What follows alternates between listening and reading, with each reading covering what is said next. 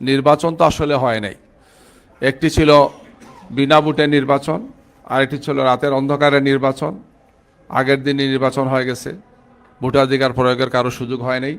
আর 24-এর নির্বাচন হয়েছে আমি আর ডামির নির্বাচন।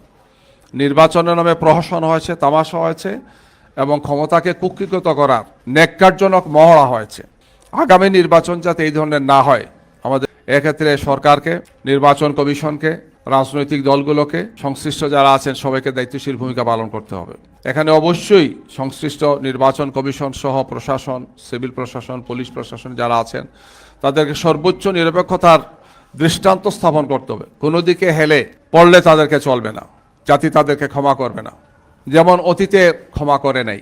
যারা এইভাবে হেলে পড়েছিলেন একটি দলকে ক্ষমতায় রাখার জন্যে 14, 18 আর 24-এ নির্বাচনের মহড়া দিয়েছিলেন, তাদের পরিণতি কি হয়েছে সেটি জাতির সামনে খুবই স্পষ্ট। আমরা আশা করব যে একটি স্বাধীন সার্বভৌম জাতির অস্তিত্বের জন্যে, গণতান্ত্রিক উত্তরণের জন্যে, একটি স্থিতিশীল বাংলাদেশের জন্যে, একটি অর্থনৈতিক, সামাজিক, সাংস্কৃতিক এবং সব দিক থেকে একটি সমৃদ্ধ বাংলাদেশ গড়ার জন্যে আগামী নির্বাচনটি আমাদের জন্য খুব তাৎপর্যপূর্ণ।